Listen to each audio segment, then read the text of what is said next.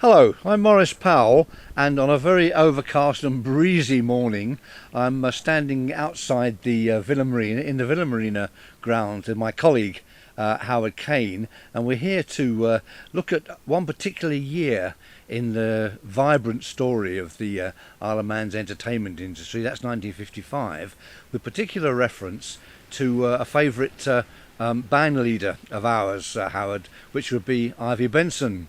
Ivy Benson and their all-girls band, whose first season here was 1955. Now we need a bit of imagination here, because standing roughly in this spot on a warm July or August afternoon in 1955, if we'd have looked out across the grounds, Howard, what do you imagine we would have seen? Well, I'm assuming it would have been a lot busier because we're standing here down by what is the little bandstand. It was different back in the 1950s, though, wasn't there? Because there was a bandstand just over, I think, more sort of in the central area of the grass, and Yes. one assumes there'll be good crowds. Yes, I mean there are plenty of photographs in the Manx Museum that show Ivy Benson here, and of course she used to play on outside what is now the front of the Villa Marina, and they had steps there then. It looked a little bit different, and also the forecourt of the present day villa has taken over some of the grounds. But basically, if we'd have looked out, we'd have seen a sea of deck chairs, hundreds of them, and not a square inch between them, and people there of all ages would have been listening to the afternoon concerts, which usually started around 3 o'clock, and which Ivy Benson was specifically brought over to the Isle of Man to present. It wasn't just concerts, of course. Eventually they had beauty contests, and a real favourite was the talent competitions, in which people of all ages would come and strut their stuff, whatever, and she was very, very good with them, particularly with the small children. But basically they came to listen to the band and listen to her all-girl band, and I sometimes think, well, it must have been a fabulous way to spend a warm afternoon. Presumably there was ice cream and drinks available. It would have been absolutely marvellous. Would have been terrific. And guessing you also said they're all-girl band. Now, obviously, in today's climate, all-girl bands, hey, 10 a penny. Frankly, they're not that unusual. Back in the day, then, coming off the back of the big band era and the swing era, an all-girl band was pretty unusual. Yes, it was. I mean, Ivy Benson's wasn't the first all-girl band, and she had played in the 1930s with a number of sort of all-lady ensembles. But hers is the best known, certainly in the UK, and the longest lasting. She kept on going long after more famous, more prestigious bands had stopped. I suppose really the great impetus was the war, the Second World War, when so many male musicians were on active service, and there was just a shortage. You couldn't get a trombone or a saxophonist for love nor money. So she started her all-girl band, and my goodness me, they were good. Although she did have some opposition from some male band leaders, they were a bit unkind about her, a bit dismissive. Some of them, particularly Joe Loss, who we'll talk about a bit later on in the programme, particularly Joe Loss was very, very supportive. And it was because Joe Loss was here in 1955, although nobody knew then it would be his last season. They were actually here for one season together, and that must have been very nice for Ivy Benson as well. When they begin the begin, it brings back the sound of music so tender. It brings back a night of tropical splendor.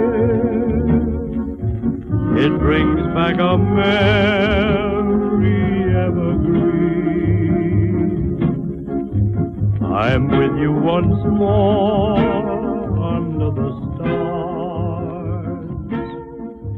And down by It just predates me, it has to be said, 1955, so I wasn't around. You'd be, what, in your 40s, I suppose, so...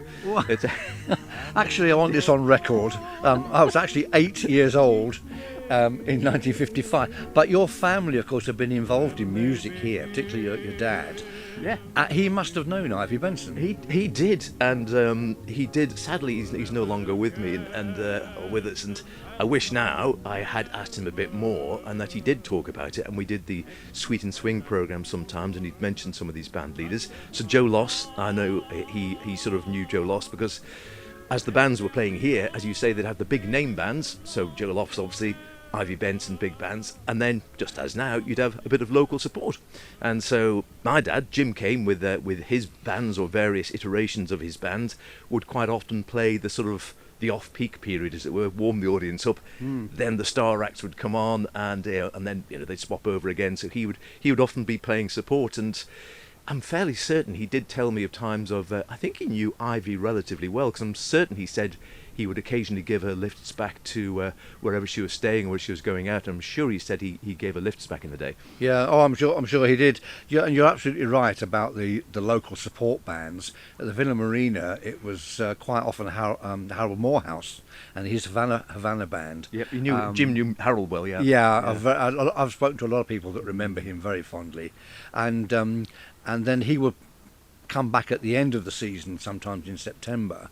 But increasingly, Ivy Benson, who was one of the most hard-working of all the band leaders, would be asked to stay on and on into September. So it was always very difficult to extend the season here.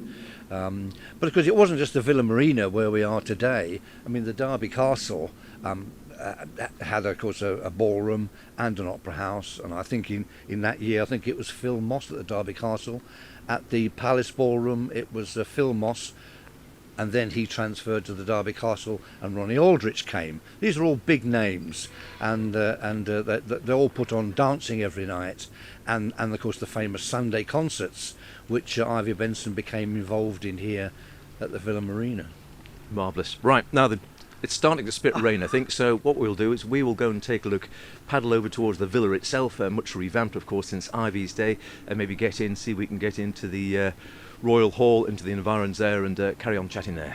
Good idea. It's a bit like being on the foredeck of a windjammer at the moment, isn't it?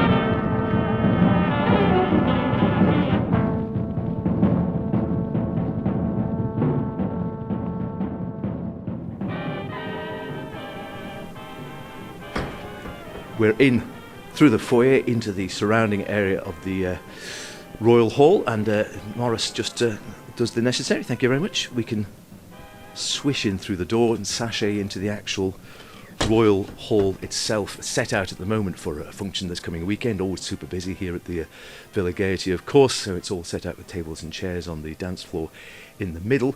But now the actual Royal Hall itself hasn't changed. I mean, it's been sort of redone and redecorated or whatever, but I think essentially it's much the same as it was in the 50s, was it? I think so, yes. You can certainly imagine, instead of all these tables and chairs set out, this would be a completely blank space filled with dancers. And when the variety stars came on, of course, people would surge to the front. On the stage, which is quite a wide stage, would be Joe Loss and his band, or Ivy Benson and her all-girl band. Yeah, this will be very crowded, very lively. There are some quite famous pictures from here. The night the Rolling Stones came, there are some pictures here of all the girls right up the front, fainting and screaming. And it was quite a riotous night from all accounts. Well, I mean, there's one picture I always look at to do with that. Were you there? That's what we all want to know, of course. I was not there, but a very vicious police dog was photographed at the side of the stage, and I always thought he looked a bit bored and was probably wondering, can I just be let off my leash and bite somebody, please, just to make it worthwhile. But that was the halls here were absolutely crowded with dancers, and I don't know. I would love to have been here for a summer season. You know, in the mid-50s, when the summer seasons were almost as good as they'd been before the war. You know, there were over 400,000 people here in the summer. I would love to have been here to experience 2 or 3 weeks of a summer season here, and I would definitely have come to the Villa Marina. Marvellous. Let's paddle down a bit then. Let's just go a little bit down towards the stage. So we go down the stairs, come into the area where the dancers would have been. So again, you get that sound as you go across the floor. And you'd imagine this in the 1950s again. Certainly wouldn't have been able to hear our footsteps as we could now, No, because when you actually get down here, you realise how big the dance floor actually is. I mean, I'm used to being here really with the symphony orchestra, and we do take up part of the stage and the front, and of course it's all set out then with seating. And but when it's completely empty, you know, as it more or less is now, I mean, it is a huge dance floor. I don't know how many hundreds, thousands of people they could have. I mean, they crammed a lot of people in, more than they'll be allowed to do today. oh, I'm sure. I mean, certainly I've seen pictures, not of the Villa. I've seen pictures of Roy Fox and his band over at the Palace Lido. There were thousands of people there. Yes. They were absolutely rammed on like sardines on the dance floor. I don't know about dancing. It just would have been a little shuffle from side to side, Well, I think, they holding on to shuffled your around. partner. Well, they used to have a kind of I don't know about after the war, for a little while after the war, they used to have a kind of a major domo here, whose job it was to control the flow of dancers around the hall. I don't think it worked once the rock and roll era kicked in.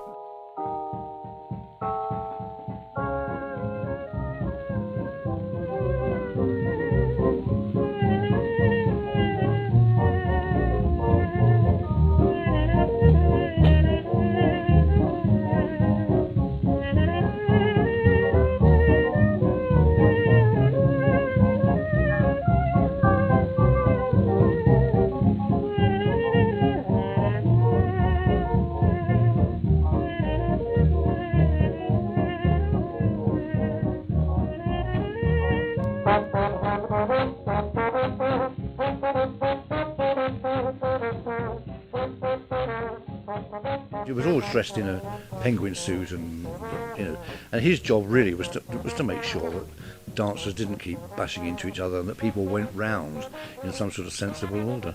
But apart from the dance bands, I mean, obviously Joe Loss, Ivy Benson would play here most evenings, and of course the Sunday concerts we've mentioned. The Sunday concerts are a long tradition that go back to the 1880s, 1890s, and they were often called the sacred concerts, because a lot of people were, of course, against entertainment of any sort on a Sunday, but you could put on a concert if you had some sacred music in. Anyway, they dropped the sacred pretty much after the Second World War, but nevertheless, if they had a comedian on, and occasionally did, who was a bit blue, he would be taken off and he would not be invited back to Douglas again. But there was no danger of that. I mean, obviously, bands like Ronnie Aldrich and Joe Loss, and certainly Ivy Benson, they were capable of putting on a show. They were show band shows, really. They could put on a show within a show. And Ivy Benson not only had superb instrumentalists, and of course was a very fine clarinet and saxophone player herself, but she had Roby Buckley, an Australian trumpet player who was extremely popular here. She had a classical violinist and a classical cellist in with the band for a bit of variety. And various other, Paula Pike, of course, the famous drummer, always had a drum solo at some stage. And of course, most of the bands had their star musicians. Ronnie Aldrich, a rather shy and retiring character, he had a guy called Andrew Reevely, who was a singer, an instrumentalist, and a real showman and a comedian. And Andrew Reevely used to more or less run the show within a show. And Ronnie Aldrich would come on and play more sophisticated piano solos and things like that. So they were capable of putting on shows.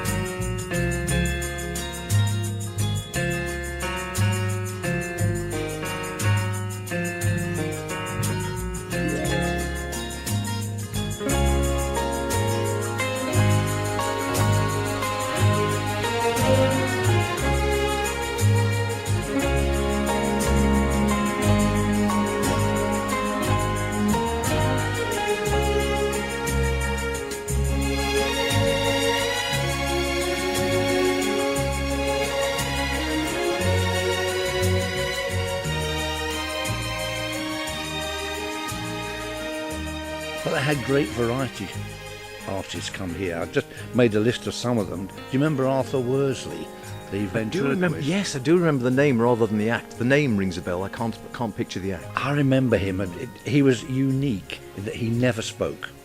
He was simply harangued for 10 minutes by his dummy, but he never spoke himself. Very unusual for a What event. I'm stuck with, eh? Just look at this face, eh? A mean, miserable, moody, melancholic, notionless misfit. Jimmy Logan, of course, a great Scottish entertainer. Al McCogan, David Hughes, a very fine singer. Came and did a few classical operatic numbers. Arthur Askey, you know, what was his catchphrase? Oh, Hello, Playmates. Hello, Playmates, or I thank you, things like that. Thank you. Hello, playmates. And hello. You know who I am, don't you? Well, you've all seen me I before. was thought him an haven't you? irritating little chap, really, but there you go. Not so Ken long ago, Platt, I- northern comedian.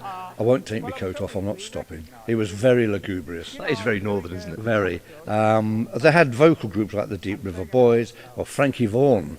When he came, he was mobbed here outside the door. The girls loved Frankie Vaughan, and he was just immensely famous and started making films as well.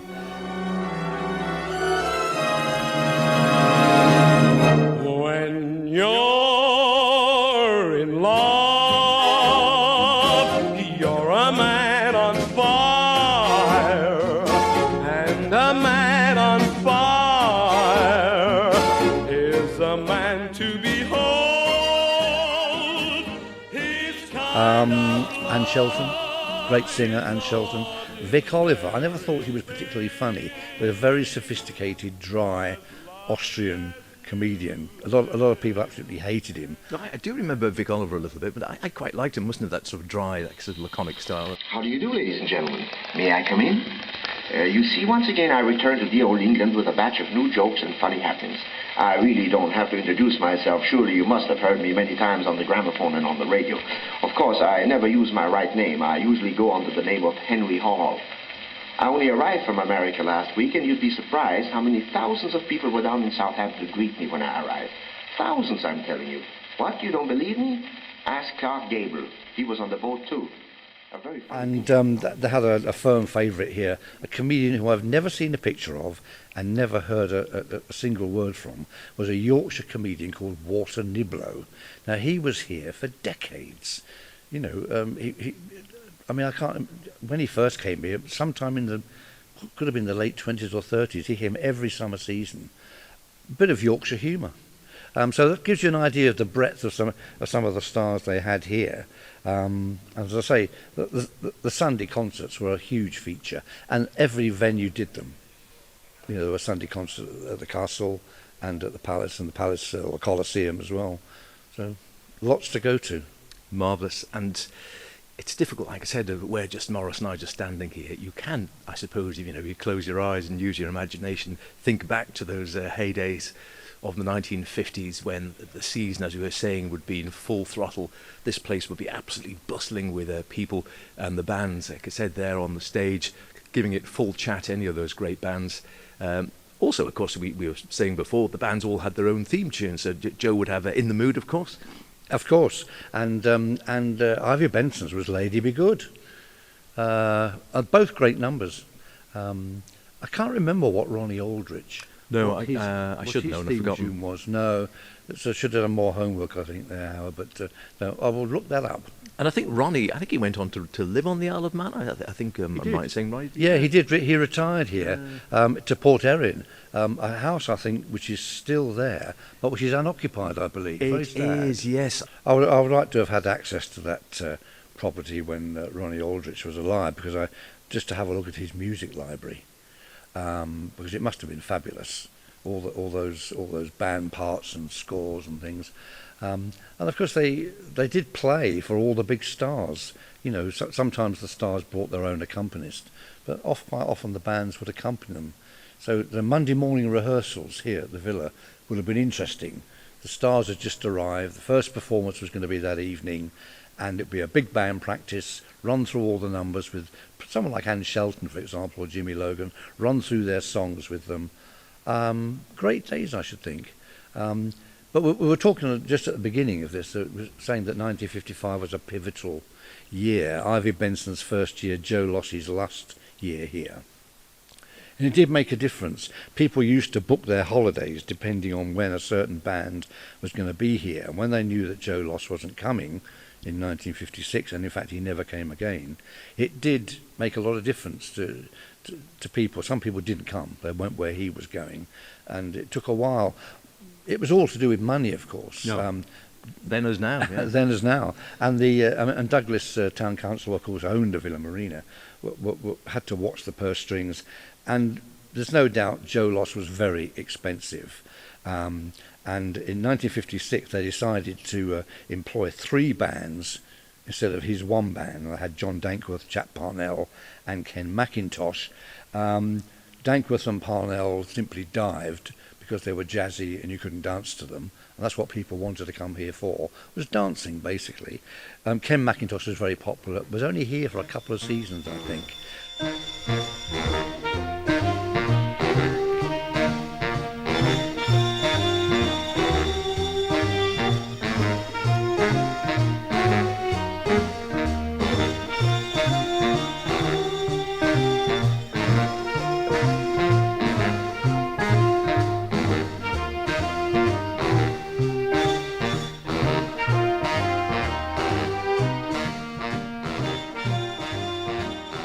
Now, the Villa did save money when I had a quick look at the books for 1955, as you do, in 1956. Yeah, absolutely. And they actually saved 2,000 by... a lot of money in 1956. A lot of money by not having Joe Loss. But then, overall, the receipts were down.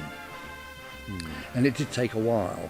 I mean, the 10 years, 1946 to 55, were quite definitely the Joe Loss years. He was the dominant band leader here. But it would then, the next 10 years, would be Ivy Benson's and Ronnie Aldrich. And I have a great admiration for Ivy Benson. She was a sort of a pocket-sized dynamo, a fine musician. She rallied those girls. She taught them. Some of them could hardly play when they started. She looked after them. She was like a mother hen. I believe, yeah, she was an excellent band leader, and I've read that as well, saying she was a hard taskmaster, didn't stand any nonsense, but really looked after all the girls in the band. No, she did, and they would have taken some looking after because they were always running off and getting married during the war and just afterwards to American servicemen, and also 2 or 3 of her girls married players from other bands that were here at the same season. So they must have had a gay old time. I mean, she was so hard working. I mean, it was the afternoon concerts, the Sunday concerts. She played for some dancing. There's all sorts of things that she was expected to do, and her schedule got busier and busier as her sort of 10-year stint here went on. It must have been quite lonely, I think. A lot of responsibility, and when you're at the top like that, who do you talk to? Yeah. If you're feeling a bit down that day or whatever. But I have great admiration for her. She was just full of energy, and people always spoke very highly of her. A tune to finish off? Have you got one perhaps we could play of maybe of Ivy's to finish off? Well, it should be Lady Be Good, shouldn't it?